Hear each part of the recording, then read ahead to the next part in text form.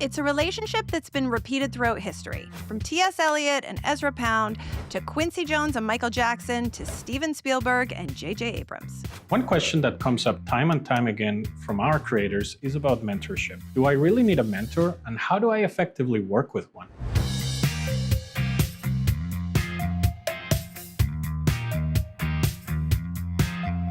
Behind every great creator is someone who's walked the path before and helped light the way, because when you're heading into new territory, the next step isn't always obvious. So hang on tight as we uncover the art and impact of good mentorship.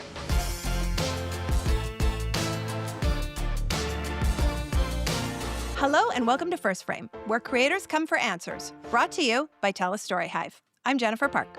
And I'm Cameron Zinger. On this season of the podcast, we're diving into the practical and ethical challenges facing Canadian content creators in 2026. With insights from emerging creators, seasoned pros, and industry insiders, it's our goal to give you clear and actionable advice you can use right now. Canadian content creators need a podcast to call home. This is it. For most creators, work isn't a steady 9 to 5. It's project by project, and often a solo act. And in that hustle, it's easy to feel a little lost, which is why having someone who can help guide you can be so important. But that guidance can mean very different things depending on who you ask. Is someone giving you notes, opening doors, or are they just reminding you it's okay to stumble? Mentorship is not a formula. It's a relationship that evolves as you do. So today, we're getting into it. Why having a good mentor matters, and how to work with each other in a way that helps you both grow. And to help us do that, we're thrilled to welcome both a mentor and one of her former mentees. First up is Mariah Braun, CEO and founder of M3M Marketing. Mariah, welcome to First Frame. Thanks for having me. And also joining us is an emerging filmmaker who has benefited from Mariah's expert mentorship, Darryl Haugen. Darryl, thank you so much for being here today. Thank you for inviting me. So before we get into the mentorship conversation, why don't you both tell us a little bit about yourselves and the work that you do? Mariah, let's start with you. Hi, my name is Mariah Braun. I live in Grand Prairie, Alberta, and I've been in the marketing industry for 10 years. And I believe I've been an indie filmmaker since 2019, so I guess 6 or 7 years now. And I primarily like to get into short documentary films that are locally reflective to my region. And I recently expanded my commercial business, M3M Marketing, to have a content studio, a first of its kind in Grand Prairie here. Ooh, very exciting. Yeah, congratulations. That sounds amazing. Thank you. And Darryl, what about you? Tell us about your creative works and how you've connected with Mariah. Yeah, so I was born and raised in the Peace Country, and I did live in Grand Prairie. By day, I'm a zoo veterinarian technologist, and by night, I am a filmmaker. So I kind of do a little bit of different things and keep creative in the night. I met Mariah, actually, we did a filmmaking course together in Grand Prairie at the GPRC there, now Northwestern Polytechnic. And I've done, a couple documentaries, and my last documentary, Mariah was my mentor. Well, thank you both for sharing a little bit about yourselves. Now let's dig a little deeper into the mentor-mentee relationship, because it isn't always straightforward, and there can be a learning curve on both sides. So what does mentorship mean to you? I'd love to hear from both of you if that's okay. So let's start with Mariah. Yeah, mentorship. I was kind of thinking about it before this podcast today, and it's gone through an evolution for myself. And what it really boils down to for me is it's kind of like either an informal or this formal relationship that is built between two people where there can be impacts both ways. And so it could be guidance. It could be somebody just to listen. It can be somebody that kind of opens doors. But to me, it's just somebody that's kind of an anchor on a project or your career or something like that, that kind of has impact on you. I love that. I do agree with Mariah. I've been thinking about this before coming onto the podcast as well. And one thing about mentorship I was really thinking about is that you can learn something from everybody. Sometimes people think as mentors as an older person who's going to guide you on a pathway, but that doesn't necessarily mean that. You can learn from everyone around you because everyone has different life experiences and perspectives. And as Mariah mentioned, it could just be simple as someone to listen to or give you pointers, being open-minded about ideas as well. That's what I think mentorship looks like, is just someone there to kind of bounce ideas back and forth. I like that. It actually makes me think of how the mentorship is or a two-way street, like you mentioned, like you can learn from anyone. So do either of you have tips that you could tell our listeners on where to start if they're interested in finding a mentor? One thing I've learned over the years, especially now that I'm a little bit older, one tip for sure is if you're looking for guidance or advice, is kind of find someone who has experience in that area you're learning from and just cold call them or email and see if they're available to help you. When I was younger, I was so afraid to reach out to people or ask for help. I'll figure it out on my own. I'll be independent. But now that I'm older, I'm more willing to reach out to people. And I feel that is a big tip because especially when you're just starting out, finding those people and just reaching out to them and seeing if they're willing to help you out. Yeah, that's great advice because I can see that, right? Where you think you want to be able to solve all your own problems or figure it out on your own. And yeah, reaching out is just that first step. So what about yourself, Mariah? Do you have any additional add-ons?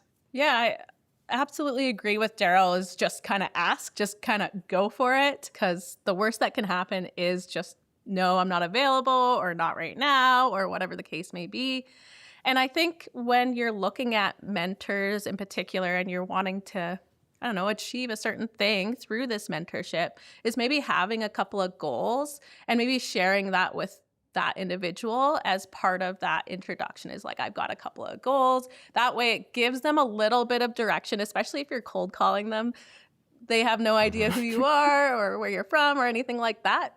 That's okay, but give them a little bit of context as to what you're looking to achieve, I would say. I think that's great, right? Because then if you're reaching out and you find out that that person's they'll recommend you to someone else who can actually provide you even better support because maybe they're not, they're like, I'm not the right person, but you could go and talk to this person, right? And I think it's also really interesting that both of you said start reaching out to people, because I think it's that fear of everyone's going to say no to me. But what I find in the creative space is people are more willing to help than not, because as this came up in season 1 about building your community, the mentor that you're reaching out to also wants to build their community and connect with more people in the future as well. So I think that's a really important piece of advice for our creators. Now, with that being said, if people reach out and they find someone to mentor them, how do they know that this mentor is going to be the right fit?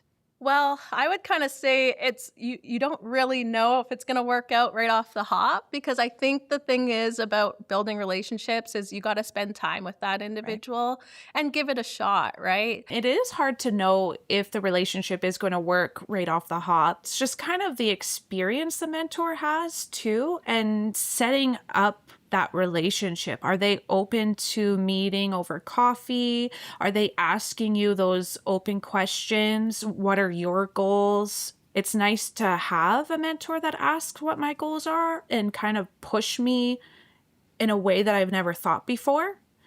Are they going to make me think of other things that I've didn't even think of myself? That's a great mentor as well. And then providing really good feedback. I don't want just great feedback, that you're doing great. It's also nice to have those mistakes you're making, and then you can build on your project and fix it. I think that's also what a great mentor does as well. Exactly. Mariah, did you have anything you'd like to add? Yeah, like Darryl said, it is hard to know upfront if it is going to be a success, but I feel like we need to strip away this like big expectation of having like this huge success. It's going to be this massive thing. And it's like, even these little wins that these mentors help you with are huge. If they open a door, if they tell you this, trade secret or tips and tricks of the trade, I mean, that gets you there faster, and that's tremendously valuable.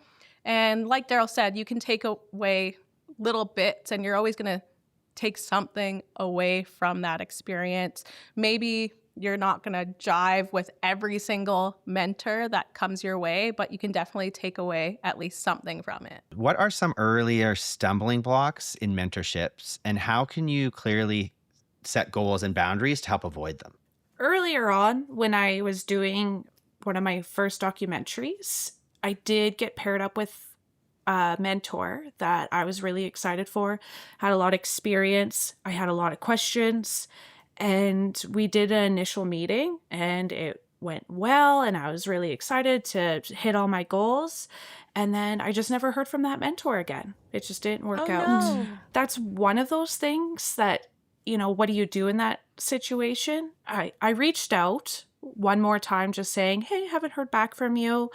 What do you think of this project? Where can I go? And I just unfortunately never heard from them. So that's one stumbling, because then I kind of felt lost on where to take my project forward.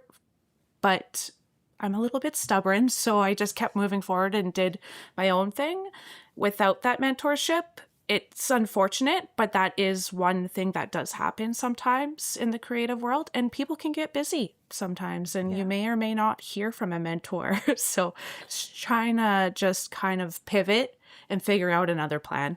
So when you met with that mentor, did you guys set, for example, like a cascadence of like when you would meet with each other, or like a schedule, or was it just sort of left open? So would you recommend setting something like that up, like some expectations with the mentor up front? Yeah, we didn't set up a specific schedule. It was just kind of, once I hit a specific point in my project, to get some feedback or notes from, specifically maybe a rough draft, for example. But I think that would be a great idea, setting up a schedule that would work for both people, and maybe a little bit of expectations from both ends. Right. Almost like a roles and responsibility document in a little bit of a way, where it's like, then you know what you're committing yourself to on both sides, right? And what expectations are from both the mentee and the mentor then. And speaking on that expectations piece, I think that people do sometimes go into it with some expectations of what they expect that mentorship is going to be. But on the flip side of that, we have had creators in our programs that have been paired up with mentors, and they feel like it's a really good fit. And it comes down to that you don't really know the question until you know the question. So what happens if you're working with a mentor and you're struggling and they're giving you advice? Maybe it doesn't feel right for you or for your project.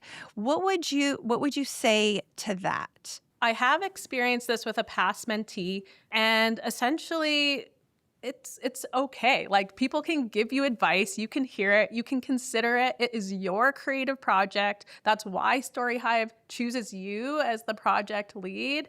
It's your vision. It's yours to bring to life. And mentors can give you advice till they're blue in the face. It doesn't necessarily mean that you take it. And you should always consider it and rationalize why it may or may not be a good fit for that specific project. And like Darryl said earlier, everybody comes with different perspectives and experiences. And at the end of the day, you just have to remember that this project is yours. This is your perspective you're trying to get out there into the world. And so it's okay to recommend things as a mentor or even as a mentee that aren't, like, it's not going to work or whatever. You just have to graciously kind of say, thank you so much for that advice. I'll consider it, and just go and move on. Because I don't think a mentor is going to be upset that you didn't take that particular piece of advice. Maybe there's other things they've supported you with that you've been able to benefit from. But I think it's also good to hear opinions, even if they differ. The world would be pretty boring if everybody had the same thought.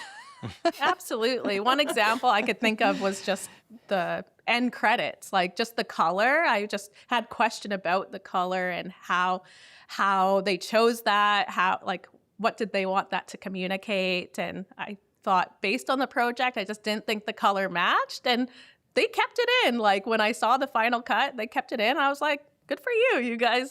I gave you advice and you didn't take it, and that's okay. And you probably thought about it, and there's a reason why. Now it's time to take a bit of a break from this real talk and shift to the fun segment of our show. And given the topic today, we think it's extremely appropriate to go with 1 Minute Mentor. Yes, it definitely hits right on the nose of this episode. So in 30 seconds or less, tell us the single best piece of advice that's guided your career or helped someone else along the way. Darryl, you can go first. Let's start the clock. I think my single best piece of advice I've received is stay true to myself and don't change my project based off of what other people say. If I believe wholly in it, just stick with it. I love that.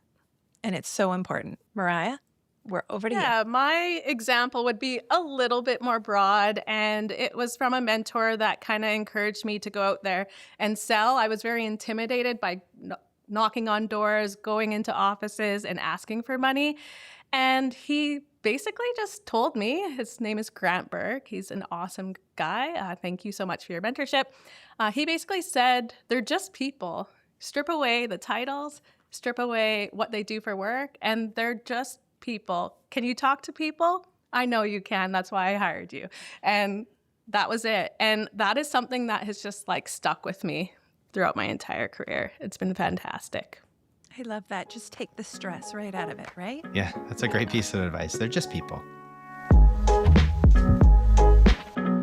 Now it's time to get into the actionable advice for everyone thinking about mentorship. So, Mariah, there's a distinction between formal and informal mentorship.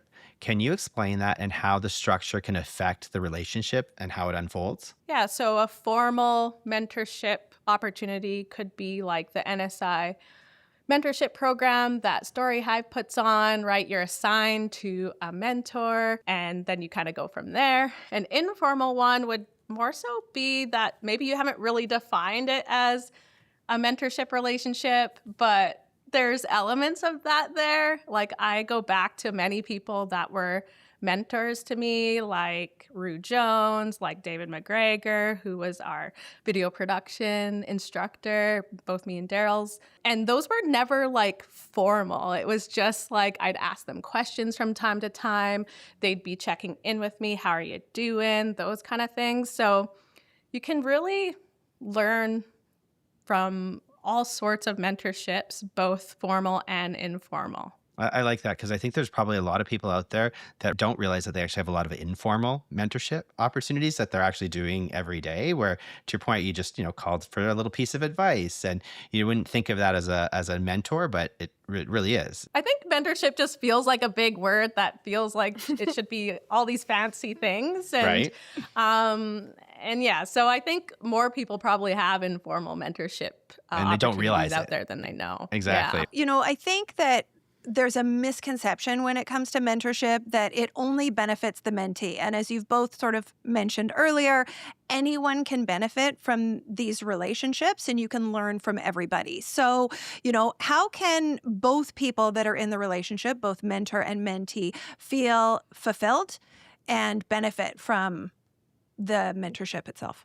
I'm going to talk specifically about the Grand Prairie community because that's where I know Mariah. And she mentioned Rue Jones and David McGregor, who was our instructor. One of the biggest things I've found, because I work with both of them as well, is they've been mentors to me and instructors, same with Mariah, but we've worked on projects together as well. And we continue to work together. So I think that's one of the biggest benefits. If you have a great working relationship together, you're going to work together for many years on many projects. If that is in the mentor or mentee, or they're going to hire you later down the road, I think that's one of the biggest benefits. And you talked about community, you're building that community. And Grand Prairie has a great film community. So I'm very proud of it. And this is something that we see at StoryHive as well, because I've heard through creators that have come back into our programs in future that they are still connected to their mentor that they worked with, years and years ago in a previous StoryHive edition, which is really exciting that, something that was set up and sort of a little bit more regimented in our program, that they are signed a mentor with the NSI, but that relationship has continued to evolve and they've been able to work together even past the term at StoryHive, which is really exciting.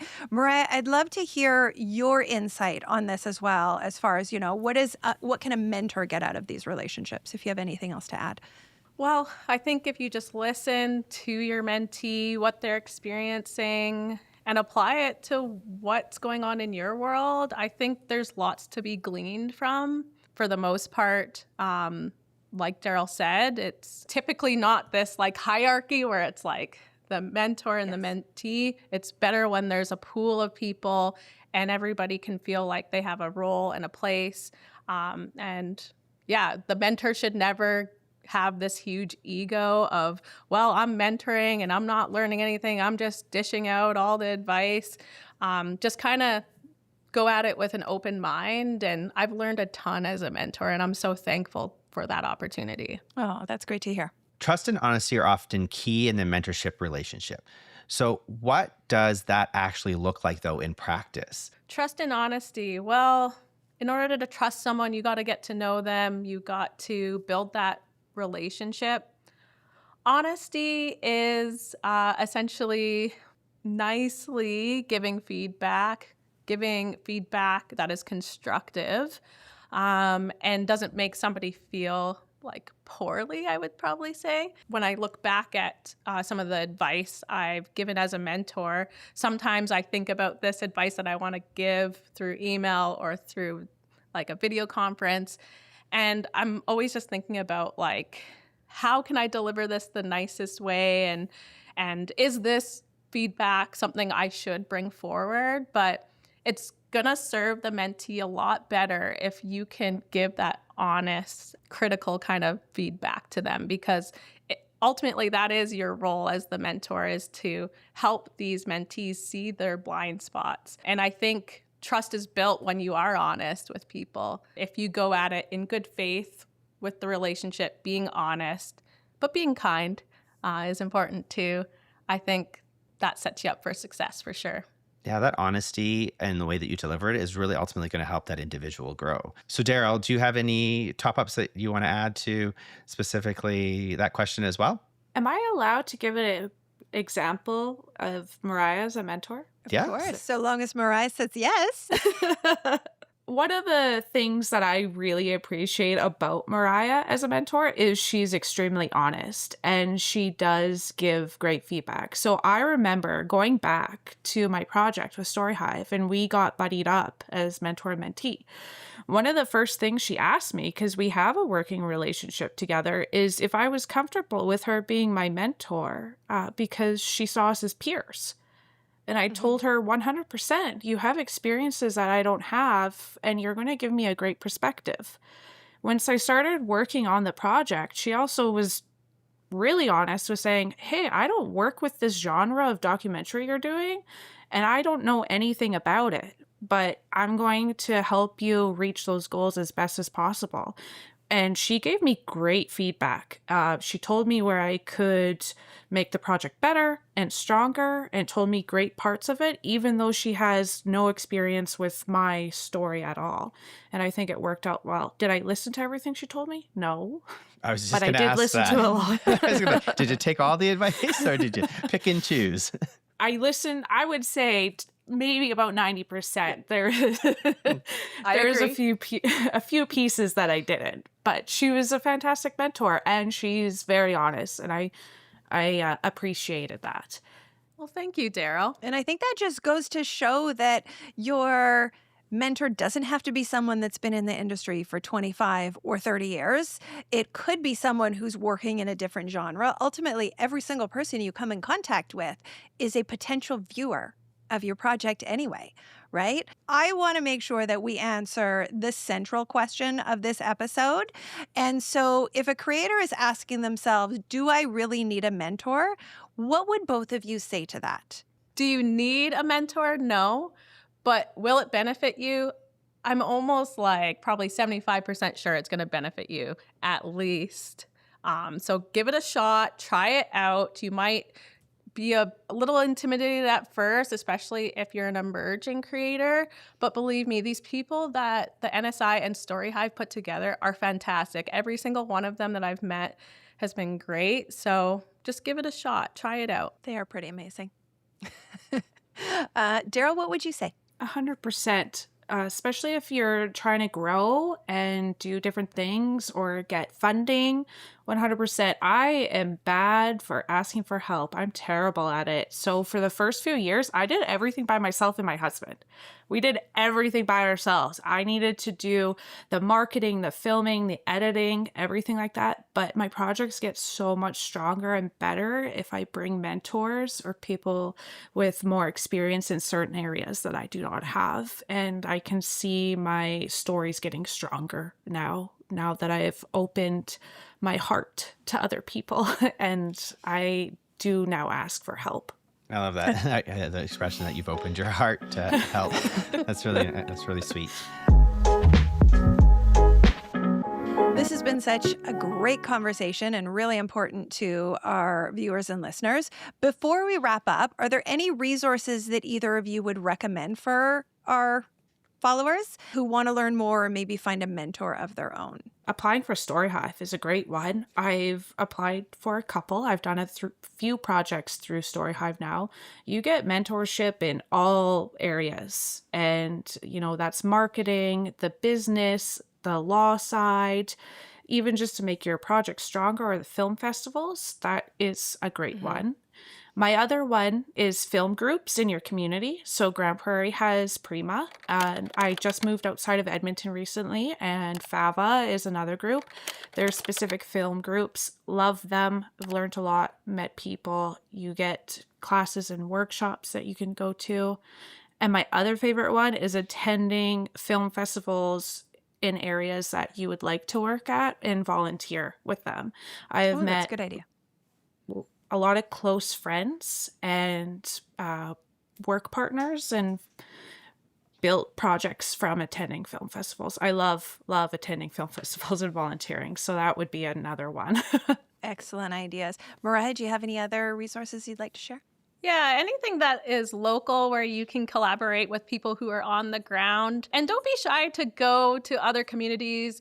Like myself, I've gone to a couple networking events in Edmonton. Maybe I was just in the region at the time, but I've done that and that's been really successful for me. Also try to go to places like Banff Media Festival or any other thing that kind of brings people together in person especially, but don't cross off the online stuff because that's just as good. To be honest, that's really what propelled me forward when I first started in this industry, because it was during COVID. So everything all of a sudden opened up. And before it was like, you're in Grand Prairie, it's too hard. But now everything's just open. So look for those opportunities. Maybe it's the Black Screen Office or any of those kind of associations that support indie filmmakers, DOC, all those kind of associations and organizations I would take a look into. That's great advice. I really appreciate it. And I would also add to that, think about signing up for those organizations' newsletters. And then at the same time, take a look at your informal, right? Because those people who you're just currently asking questions to that are very informal, why not formalize that and make it more of a, formal mentorship relationship? 100% can, because I think for a lot of creators, they actually already have opportunities that are right in front of them. They're just not realizing that they're there. So great suggestions from all of you. Thank you so much. And Mariah and Darryl, thank you both for joining us today on First Frame. Thanks for having me. Thank you for having me as well. So Cam, what really hit me in today's episode is that mentorship really shouldn't be something that's stressful or intimidating for creators. It's more about understanding that both people are going to benefit and making sure that you're trying to find someone to support whatever your goals are. Not necessarily about finding the perfect fit, but knowing that you're going to learn from them. What was one of your takeaways from today's episode? Well, I think I've said it a couple of times already, and it's about that informal mentorship that you probably don't even know that you're doing, and actually potentially even formalizing it more. So I really think that was something I took away. And then again, it went back to what we talked about in season 1, which is about building your community. And you heard from both of them that they continue to work with the same people and they've been learning from each other in a mentorship mentee way since the first time they started working with each other. And they've continued over the number of years working on projects together. Exactly. And I think it's about learning from each other, being able to grow, being open to hearing feedback. And it doesn't necessarily mean you're not good or your project has issues or things like that. Everyone has a differing opinion, and that you can take that information, you can digest it, you can decide if it's something that you want to follow, you can learn from it, and you're going to grow regardless. The other piece I took away is the fact that if you're the mentor, make sure that you're thinking about how you're delivering the feedback or the constructive feedback. So how would you want to hear that messaging so that it, comes across in a way that's going to add value to that mentee? And then from a mentee's perspective, I really took away the fact that, when you are receiving that feedback, you get to pick and choose which of that feedback you want to actually implement, right? It doesn't mean you need to take all of their advice or guidance. You choose, you're in the driver's seat. This is your mentorship. You get to pick and choose what of their advice that you actually implement. So that's it for this episode of First Frame, brought to you by TELUS STORYHIVE. Thanks so much to you, our viewers and listeners, for joining us. Please hit follow so you don't miss a thing. And if you'd like to learn more about how TELUS STORYHIVE can help you along your creative journey, check out storyhive.com. Until next time, I'm Jennifer Park. And I'm Cameron Zinger, and that's a wrap.